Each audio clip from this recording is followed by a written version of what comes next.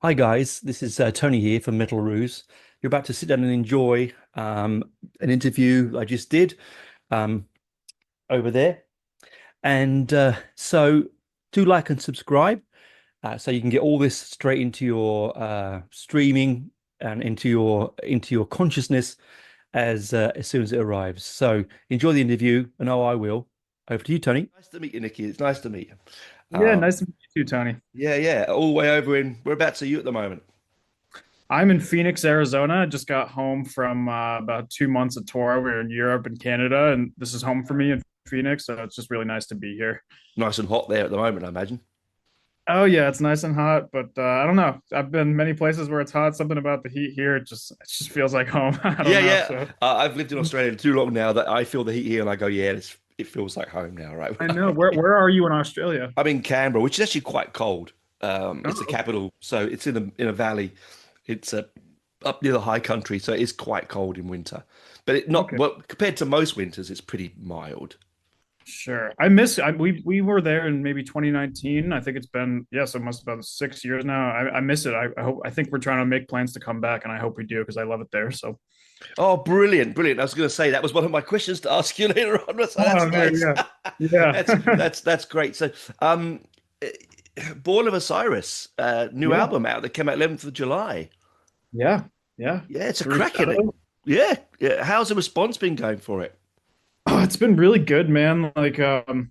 Just a lot has happened in the band, and a lot of these songs actually we started working on kind of like a long time ago. Some of them were actually written prior to Angel or Alien, which was our last album that came out in 2021. And they've just seen like so many like different phases and renditions, and it was like I talked about it on my Instagram a little bit, but it was kind of hard to like maintain perspective sometimes just because of how long we've been hearing these songs and stuff. And it was kind of like we're just ready for this album to come out. But seeing the fans like respond positively and be happy and say so many nice things is kind of like brings you back home and reminds you like, that what we set out to do when we first started writing, the goal was still achieved, just to make a great album, and that kind of captures the essence of the band, and we're happy to have it out, and the response has been great, so I can't be more grateful. Yeah, it's a cracking album. I was going to ask you that. It's interesting that come up when you said that about being recorded before the previous album.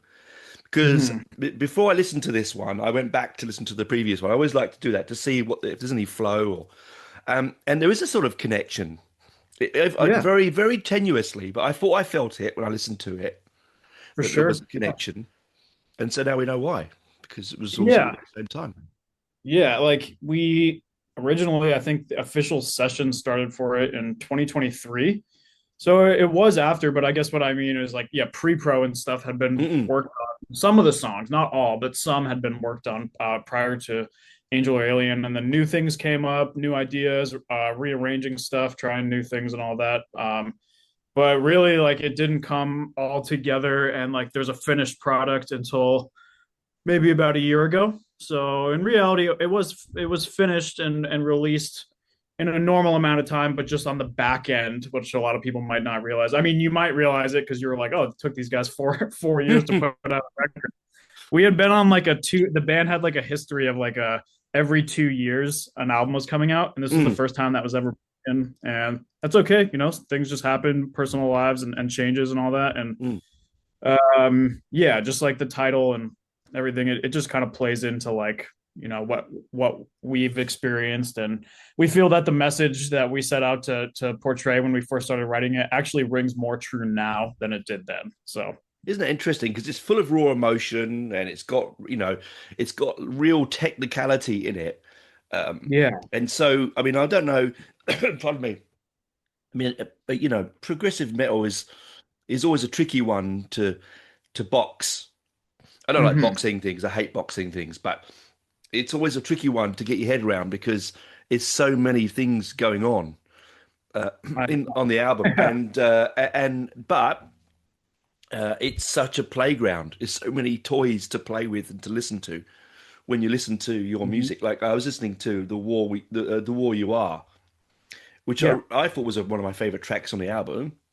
thank you Um, so much. and it's a long album. It's a lot of good stuff on there. You've really put Mhm. an effort into giving the listeners a solid product.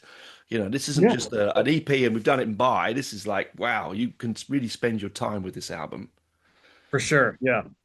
I Mm. think yeah, like there's so many like different vibes, and we kind of like set out to try some new things on this one.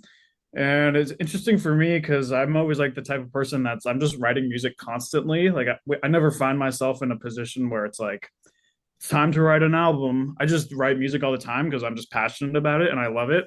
So it's like at some point, like I think all artists talk about this, it's like you kind of just have to let it go. You can't keep trying to go back to these songs and constantly change them. Like eventually it will just hurt it.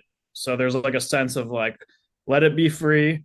These are the songs that are on this album.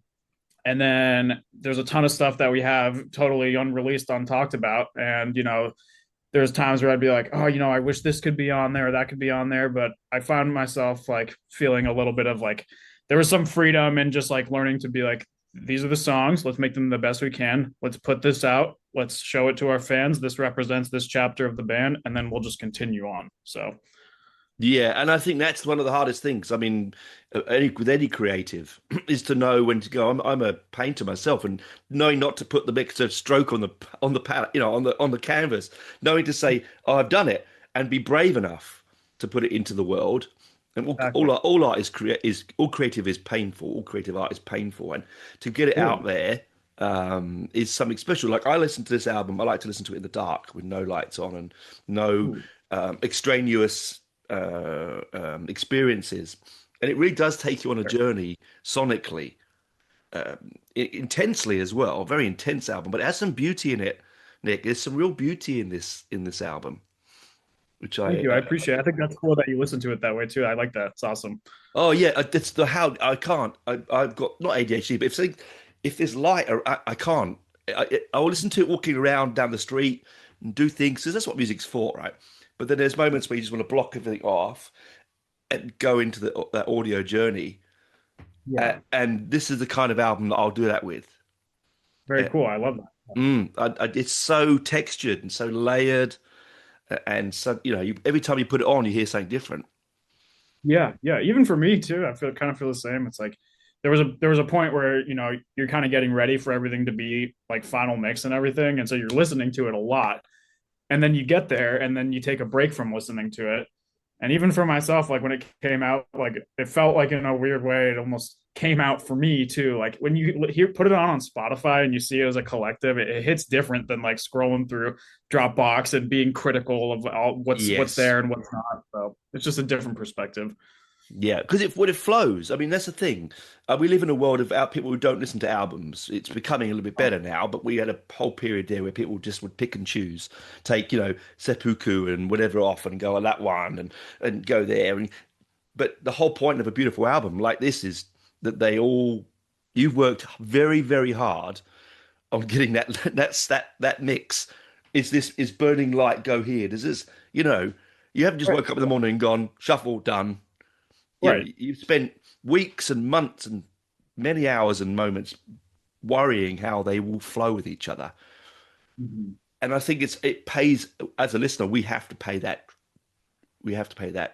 respect. Oh, And you yeah. put it on and you get that with this album. There's no bit where I go, oh, I would have put Inferno maybe before Alleviate. Like it flows really well. Yeah, that's awesome. I appreciate you saying that too, because again, yeah, it's just like you get that fresh perspective from people like yourself or any listener, and they just hear it for what it is, and it's up to us to create that journey and create that vibe. So, Brilliant. And it's going down well live.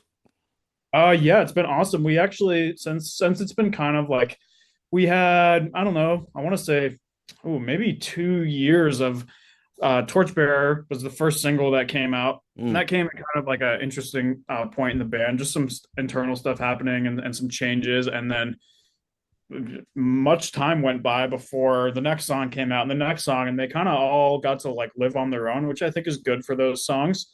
So we've been playing maybe 3 or 4 of them live already, and we just brought in the title track "Through Shadows" because we put out a video for it right It's a before good our one. Europe tour. Yeah. Thank you.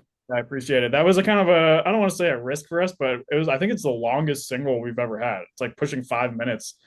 Yeah, And the longer the better for me. I don't give a crap. yeah, I yeah, think yeah. it's better. Yeah, we always say like, if you're gonna have a long song, just make sure you have something to say because you don't want to just hear 5 minutes of repetition. But I think that one takes you on a decent journey, and that was one that was written a while ago and has kind of seen many different facelifts and revisions, and it finally ended up that way. So it was cool. Yeah, well, I'm pleased.